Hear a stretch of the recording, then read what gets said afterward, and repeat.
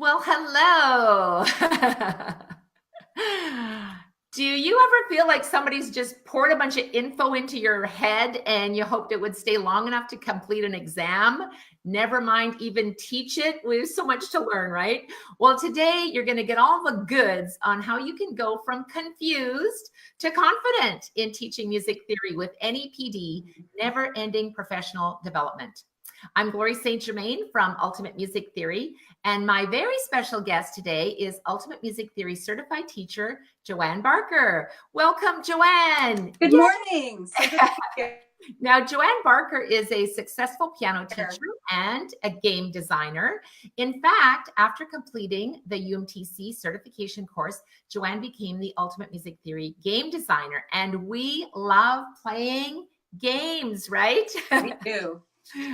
Truth be told, I was confused about teaching music theory many, many, many years ago.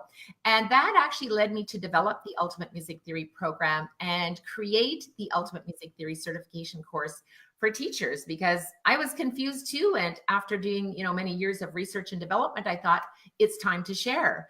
Now, Joanne, as a professional teacher and a fan of NEPD, which I know you are, what made you decide to take the UMT certification course?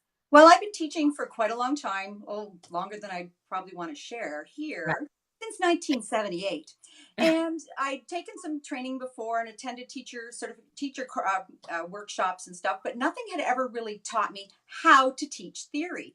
I'd been told what theory meant and what this means and what that means, but nothing ever taught me how to teach. And then your course came along, and I thought, this is what I need. And boy, has it ever worked. Yeah. Wow. Well, we're super excited and you're a little bit frozen, so I just hopefully we can make sure that you're still there. I want to give a shout out to Sarah Campbell from Upbeat Piano Teachers and a Biz Coach, and also to Roman, who's watching today, and Kiona Jackson. Hope I pronounced your name right. If you want to go ahead and just share in the chat box with us, what are some of the frustrations that you've had in learning how to teach music theory? Because it's a whole different ball game. I think there's a lot of resources, Joanne, for teaching piano and teaching voice, but oftentimes music theory, the language of teaching, is often left out. So go ahead and share with us in the chat, what are some of the concerns that you perhaps have? And Joanne, maybe you can tell us, how did you get started with your music lessons? Well, my whole music career kind of started by accident. I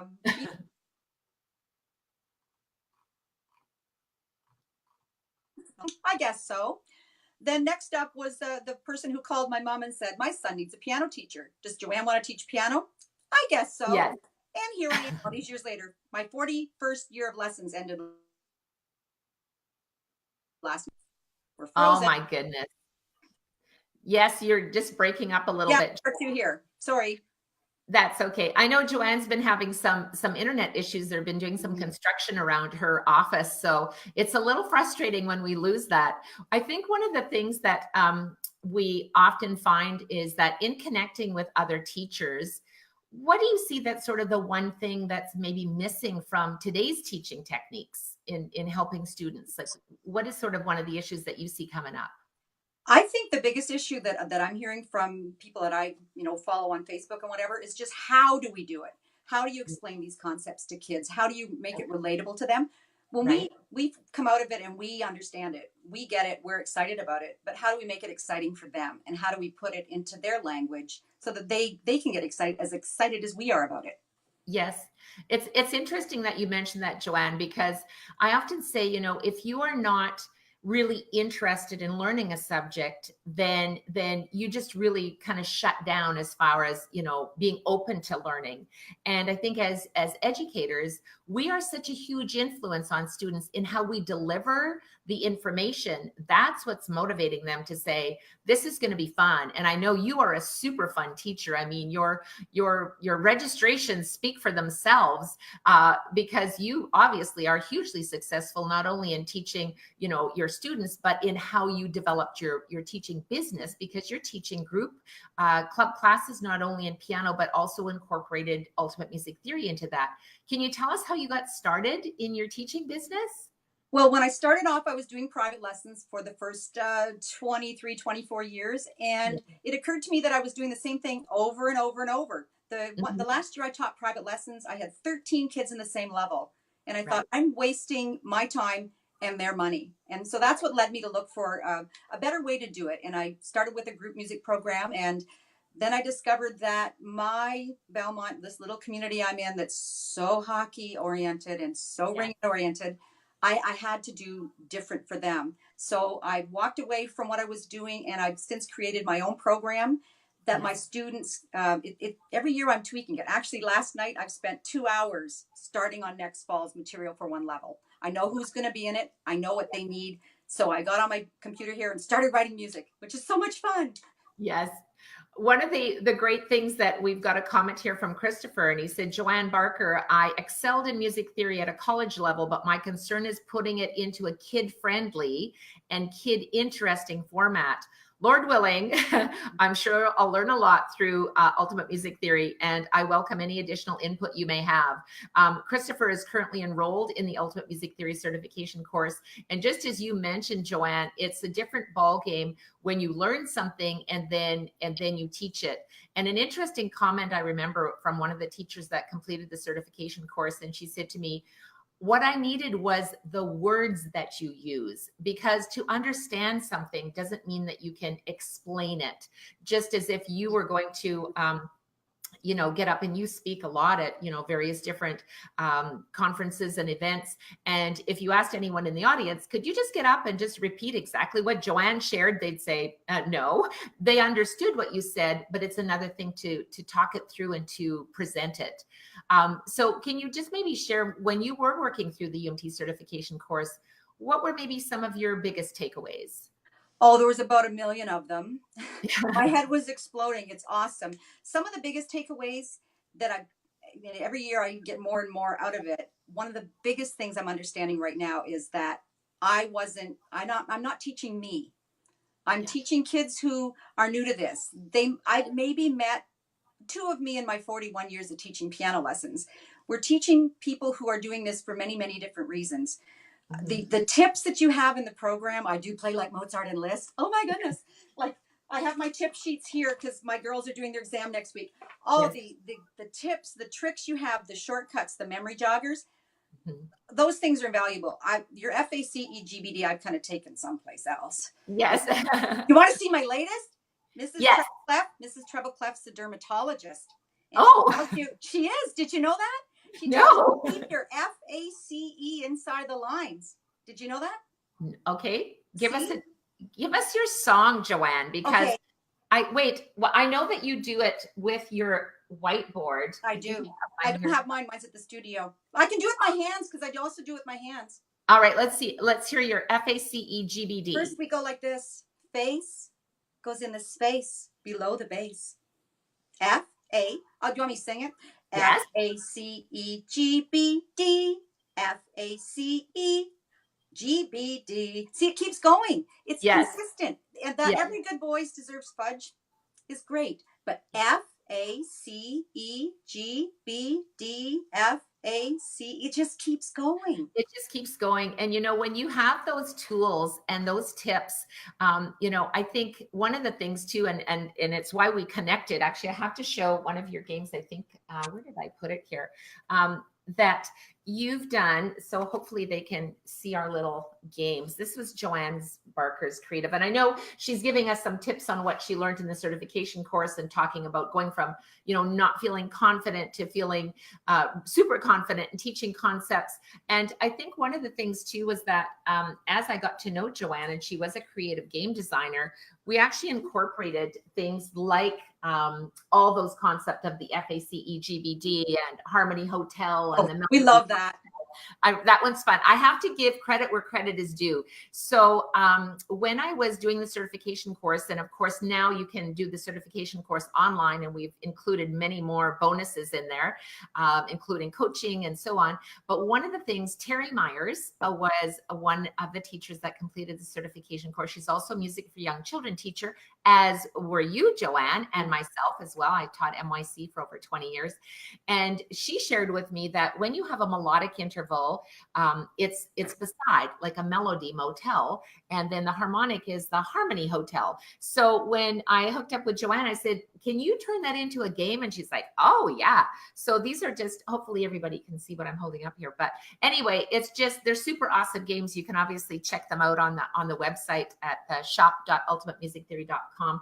But I think one of the things is that you've really, developed confidence, not only in yourself, but therefore for your students, right? Totally. Like I felt before, like that hole was drilled in my head and the information was poured in and the cork was put in just long enough to get through the exam. And yes. We don't teach it, like I wasn't teaching it often enough because some of my students, grew up, went away, and I had a lower level of kids for a long time. Yes. But now I feel confident when I open up that book. I'm doing 2 advanced rudiments, level 8 rudiments next week. Yeah. And no issues teaching them. And you're lovely sitting right there, supplemental course, the series. Thank you for those, because that's been a lifesaver, just an absolute lifesaver. And the exams as well. We're having great success. They're getting lovely high marks on every test exam. So yay! Yay! One of the things that I thought was interesting too, and we're talking about, your takeaways from taking the certification course. And I think one of the things too, I mean, you took it as a live event, but then you also jumped into the online course, and you talked about how having the videos online was something that was convenient for you as well. Completely. And I was just on there last week checking, because there was one thing I'm going, I'm sure I'm right on this, but let me go check. And yes. I needed these pages for my students, and I know right where to look for them. It's right here on my computer screen beside me. I've got it set up because I was doing some work before we got started this morning. It's so handy to have it, and I can do it at my own pace. Life's busy, and I've had a lot of things happen in my world in just this year alone. A little fender bender 8 weeks ago, and I had to go back for more physiotherapy, and your brain kind of gets scattered, and this can refocus and recenter us. Having it online, seeing you in person was awesome. It was exhausting. I had like an hour and a half, almost 2-hour commute every day to get to the course. Right. And as intense and wonderful as the in-person course was, this is awesome and just as good. You're there, you're consistent, you're straightforward, you explain things so clearly. Thank you. It's wonderful. Wonderful to have the resource online. I'm so glad I'm doing it again. Yeah, thank you, Joanne. I appreciate that. One of the things I think that I was passionate about too when I created the certification course was, and if we have if you have a question about the certification course, just go ahead and put the word key into the chat box, because we are actually doing a live webinar next week, and I will be talking about the 3 master keys that you need to teach music theory more effectively, how to teach less time and make more money teaching, which is a super big one, and a whole bunch of other bonuses that we're going to talk about. So just go ahead and put in the word key, and we'll send you that information. One of the things that I think we really have talked about a lot too, Joanne, is that no matter how long we've been teaching, we need to keep on learning. And I think when you hear a comment like, oh, I've been teaching, for over 30 years and I don't need to learn anything. Do you ever say that to your students? You don't need to learn anything. So, hey there, Sarah. I think we have to keep learning, right? We definitely do. My students, it was quite comical. I've got a class that comes every Thursday night. And, after teaching 75 kids, I'm like, ready for Thursday night. And every week they begged, oh, we don't want to leave. We don't want to leave. Well, the one week we came up with the new FACEGBD in between. Yes. And 41 years, and it's so exciting. I've just learned this. And I said, when I stop learning, I'm going to retire. And they went, oh, you can't retire? No, when I stop learning. Yes. Retire. Yes. Every year I'm finding the more time I teach, the older I get, the more I'm learning about myself, the more I'm learning about my students, and the more I'm learning that there's so much more I want to do. Absolutely. This is a work in progress. We're never really done, I have a question for you, and actually, I have a question for our listeners and viewers, and whether even if you're watching the replay, maybe you can share with us, what do you implement? And Joanne knows my favorite line is speed of implementation. Those three words, I apply them to myself. Speed of implementation. What did I learn? What did I implement? So I'd love for you to share in our comments, what are the things that you have learned recently that you've implemented into your studio? And Joanne, what are some of the things that you've implemented into your studio lately? Lately, well, that's, oh my goodness, where to start? I've been using a whole lot of your tricks and shortcuts with different levels of students. I'm Yeah. introducing concepts to a lower level before they get the books even. Mm-hmm. Some of the things like the circle of fifths and how you do that so fast, that quick trip. Right. Yes. They get that so fast. I was doing that with a group of kids that are playing, like just barely doing a C major scale, and they just got it. So Yes. I think what I'm doing is starting to not download it lower, but I'm starting to implement things to kids at a younger age than I would have before, because they're getting it, and it's not a problem for them to understand the concept. Yeah. But And I think too, when you have those teaching tools that you can explain things in a simple way, and they do get it, and it's why kids can excel. And these tools that you're giving them are the foundation for all musicians. You know, if I hear someone saying, "Oh, well, no, I don't teach music theory," or I don't learn it. I'm like, well, if you play an instrument or sing, you are learning music theory, whether you like it or not, because that's the language, right? one thing I've got written down here is, without theory, what do our students have? It doesn't matter if they're going to do exams. Frankly, I don't know how many more students in my lifetime are going to make grade 8. So why bother teaching them theory? Well, my goal as a teacher is to give my students the tools that they need so they can play forever and not need me. I told them, when you're 58 and I'm 108, don't call me. Don't call me. I'm going to be busy. So you need to be able to do this for yourself. So if I can give them those tools, if all they learn from me is ABK, always be kind, and don't put your fingers in your mouth, right, FACEGBD, then they've come away with something, right? Yes. Something positive. So I'm thinking it's we have to give our students that solid core. It's not about learning to play a piece of music. It's not about coaching them and teaching them that piece. It's about them coming to you and saying, look what I learned to play on my own. Yes. They need the tools. Without the tools, what's the point? Yeah. And you really are giving them the tools, because I think one of the greatest joys is just being able to either compose or improvise or sight read. I had a grade 8 piano student, a level 8 piano student, come in yesterday, and she came in with that kind of sheepish look on her face because she forgot her books. And so I was like, okay, well, think fast. And in my piano bench, I actually have a bunch of duet books. And so we pulled out a level 6 duet book, and she's doing her level 8 piano exam. And we sat and played for an hour.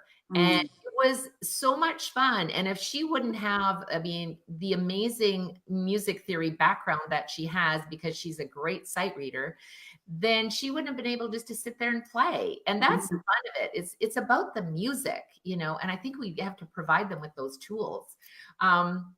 One of the things, Christopher has a comment for us. He says, I think we're sometimes afraid to admit that we still need to learn, because we're afraid we won't have time. And I think that's so true. We go through our life busy. And you have to carve out your own professional development time. Before we went live, Joanne was sharing her schedule with me, which is all in color and things like that. I too have, my calendar of, when I'm teaching, which is just a couple of days a week, because obviously I'm busy with my company. But I too have blocked times of professional development where I am studying my courses, because if you don't block time, it doesn't happen, right? I'm so anal. I sketch in my naps. I get a lot of flack for napping, but when you have a schedule that looks kind of like this, right, you need to nap. Yes. I feel that my job is to be fresh and perky for that last lesson, and I'm known for being a little perky. So I need that nap in the afternoon. I have not slept well since I went through chemo back 6 years ago. So I need to prepare for myself. So that's part of my daily work is resting so I can teach these kids. Having a good schedule and carving it in. And I actually carve in when I'm going to be watching the videos. It gets in the book. Right. Plan your day out. As I'm a really big fan of working out since I've had a lot of physical problems. I'm sitting here with a TENS machine on my back right now, dealing with back pain because of a little car accident a few weeks ago. And without having consistent workouts, my pains come back, right? Yeah. So that consistency is key. So the consistency, it's 5 minutes, it's 10 minutes. You don't have to watch a whole video, right? You can just watch part of the video at a time, but they're right here. So if you can find that 10 minutes, that's time for you to invest in yourself. I think one of the biggest issues as for a teacher, for a small business person, which we all are, is how do I make the best use of my limited resources of time and money? Yes. And for me, this has been just such an awesome help to my business.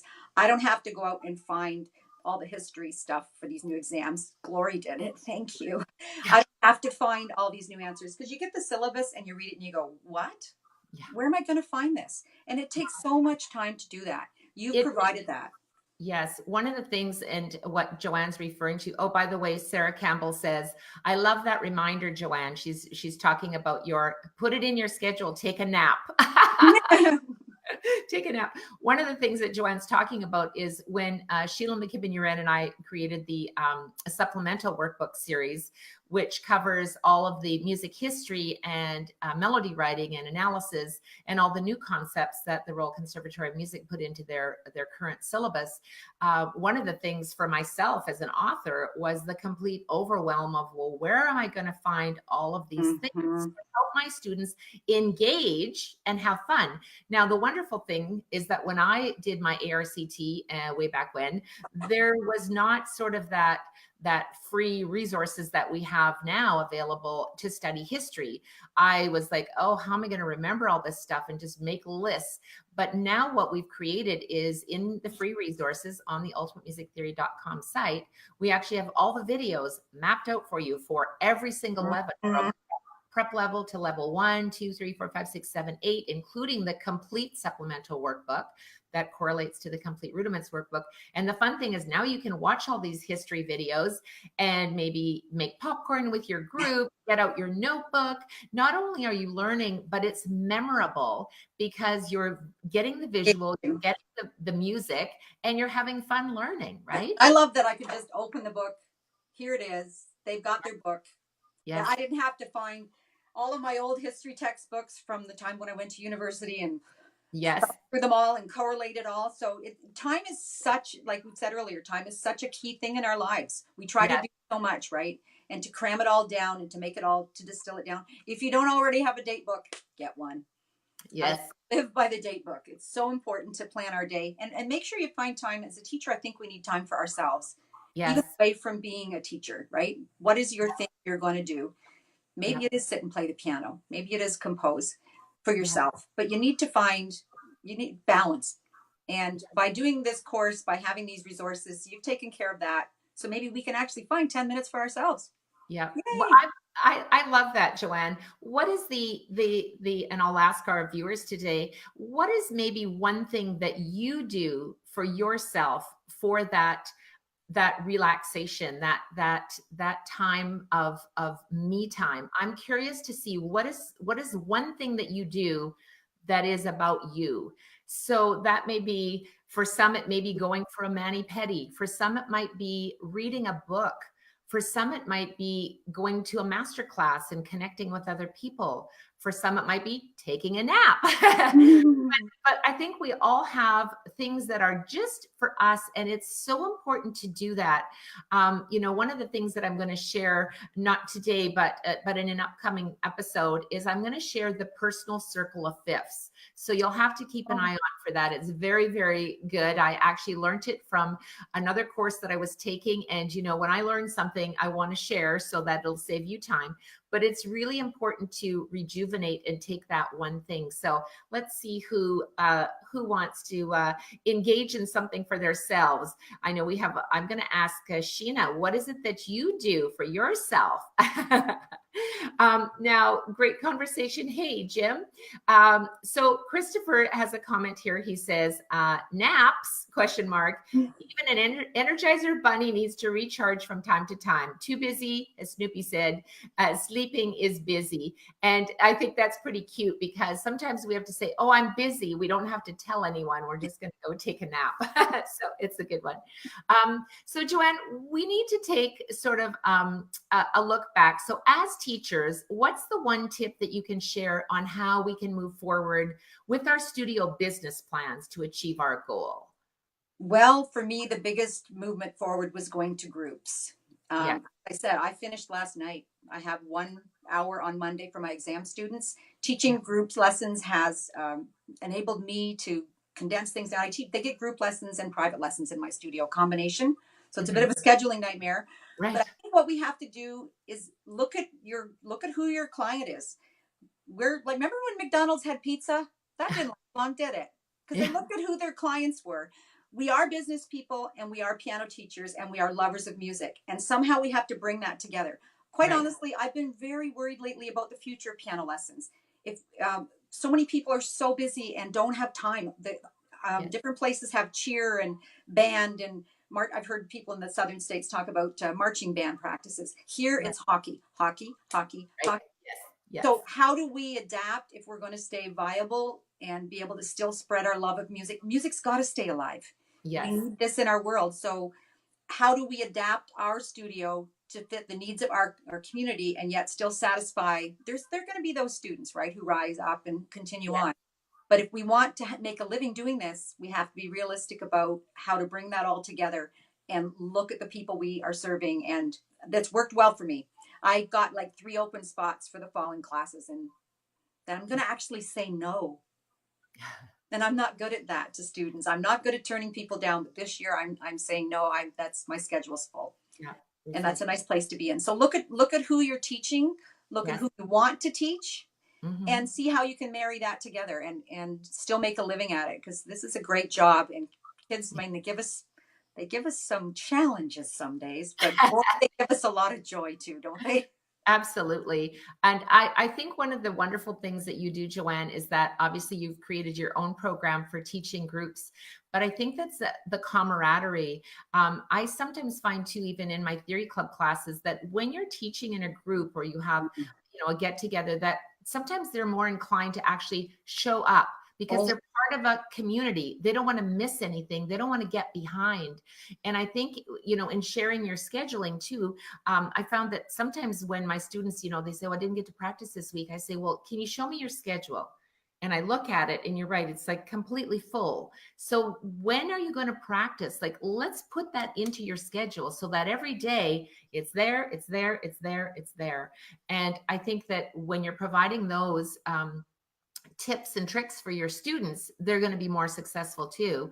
And I think that I wanted to mention too that we are doing a live webinar next week and I don't want you to miss it. So simply put the word key into the chat box here and we will make sure that you get all the information on the upcoming webinar, the 3 master keys for teaching more effectively, for teaching group classes, how you're going to make more money, and just a lot of other bonuses that we have in there. So I want How about this?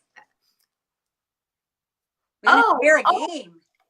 Oh yeah, Joanne has a present for you today. I almost forgot. Thank you. No problem.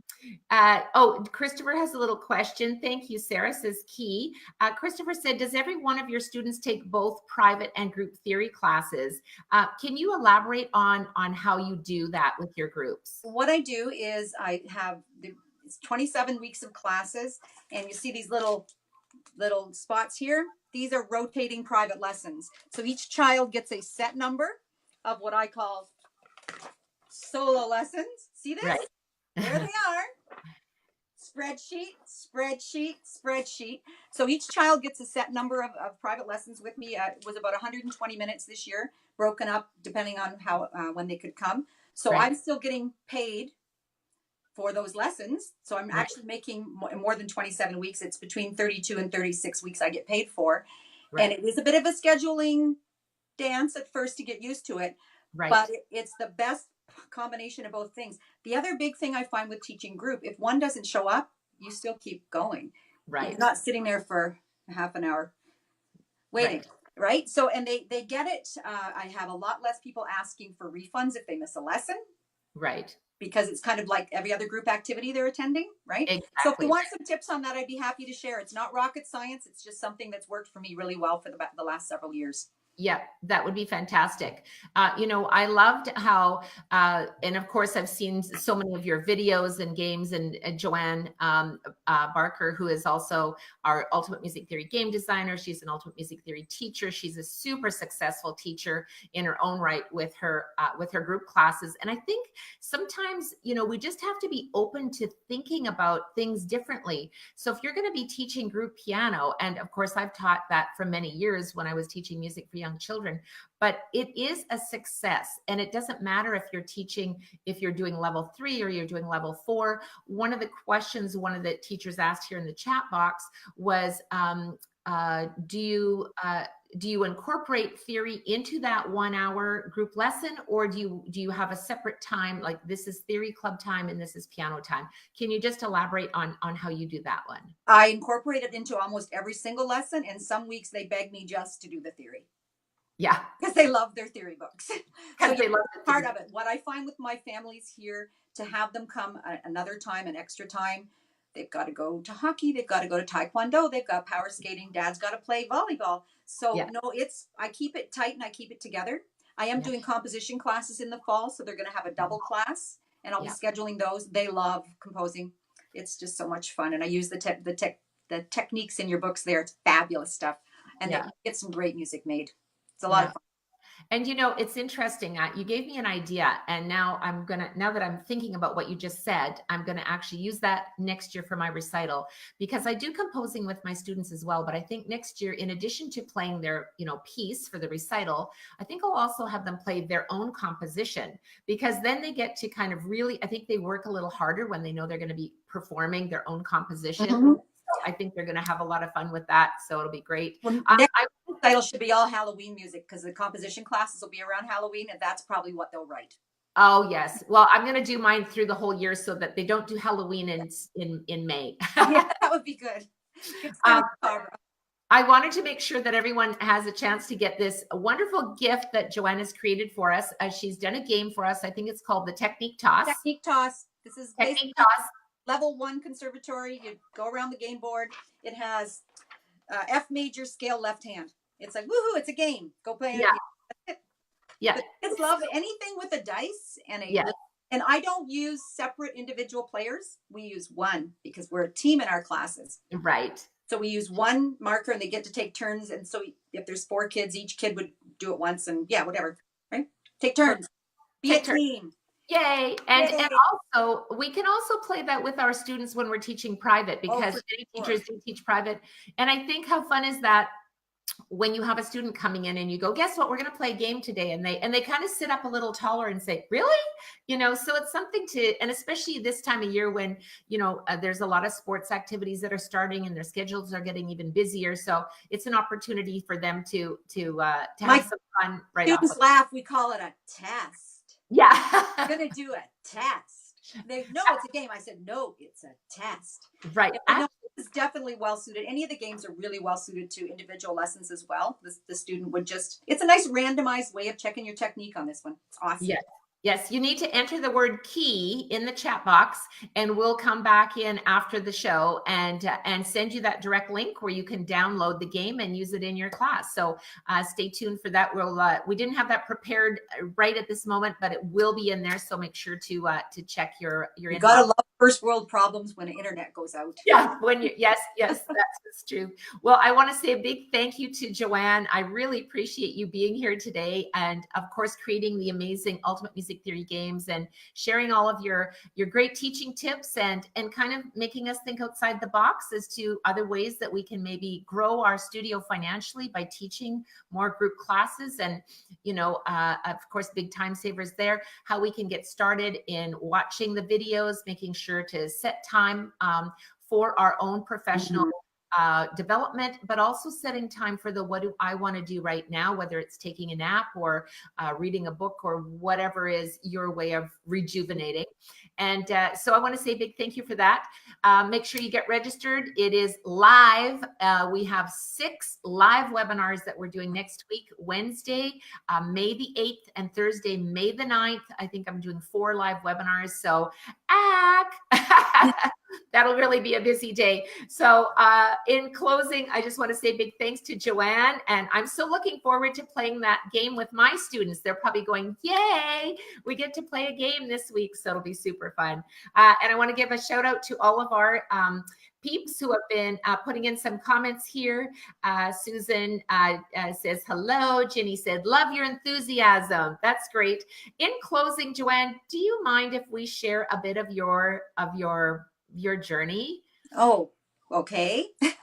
The little thing that happened after the live training course I took with you. I did a certification course in 2012 in the end of July, and on the Friday before Labor Day, I found a lump in my breast when I was going for my mammogram and was diagnosed with breast cancer. Totally lost all this lovely stuff, and I was completely bald, and it's been a real challenge since then. I just had 3 major knee surgeries a couple of years prior to that, so it's been a real challenge. The wonderful thing about it is having this resource to help me through that. I kept teaching.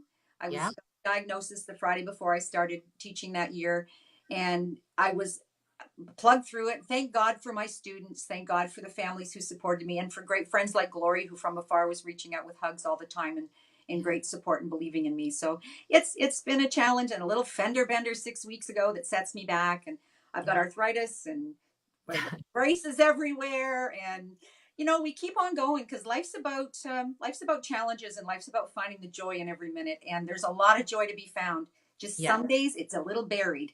So look for that joy in your life. And Glory, let me just say, as one of your faithful teachers who's done the course, thank you for investing in us, because without you, we wouldn't have these resources. Without your vision and your love and your passion for theory and for helping other teachers develop themselves, we wouldn't be where we are. So thank you for believing in us too, because it's such a huge help, and you've touched my heart so deeply. I love you from afar, and I hope to get to Manitoba to see you again someday. Yep, for sure. It's happening, Joanne. Thank you so much. Thank you for sharing your story and all your great tips and the joy that you have brought us today. Thank you for that. You're welcome. Thank you. Yeah. See you next time. Teach with Bye-bye. Passion.